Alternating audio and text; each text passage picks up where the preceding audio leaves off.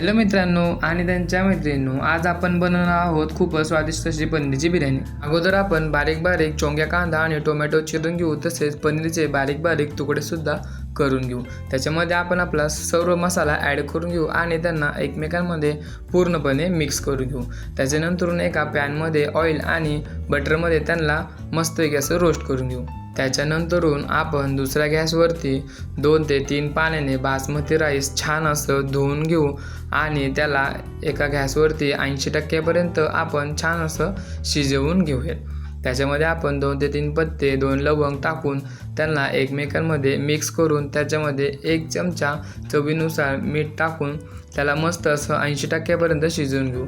तसेच त्याच्यातलं पाणी साईडला काढून घेऊ आणि त्याला साईडला ठेवू। त्याच्यानंतरून आपण थोडंसं तेल गरम करून घेऊ आणि आपण आपला चोंग्या कांदा कट केला होता त्याला मस्तपैकी असं परतून घेऊया।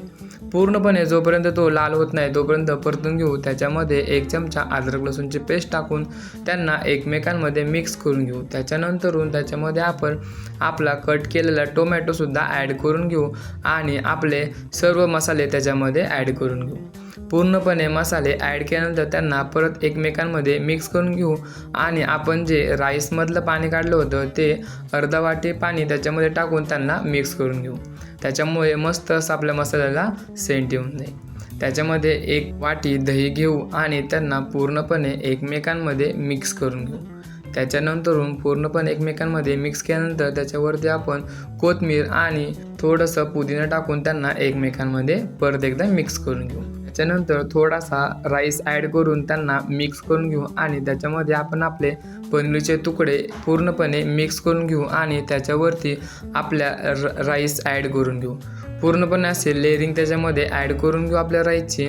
पूर्णपणे ॲड केल्यानंतर त्याच्यावरती आपण थोडीशी कोथिंबीर आणि थोडासा पुदिना टाकून घेऊया आणि त्याच्यावरती 1 चमचा तुपाची धारसुद्धा सोडून देऊ आणि थोडासा बटर टाकू। 5 ते 10 मिनटं त्याला दम देऊ। बघू शकता दम दिल्यानंतर कसा फुगून मस्त असा आपला पनीर बिर्याणी रेडी झालेला आहे। तर मस्त असं बाल्कनीमध्ये बसून आपल्या बिर्याणीचा आनंद घेऊ आणि आपली बिर्याणी आवडल्यास आपल्या चॅनलला सबस्क्राईब आणि लाईक करायला विसरू नका। तर मित्रांनो, तुम्हाला ही बिर्याणी कशी वाटली कमेंटमध्ये नक्की सांगा।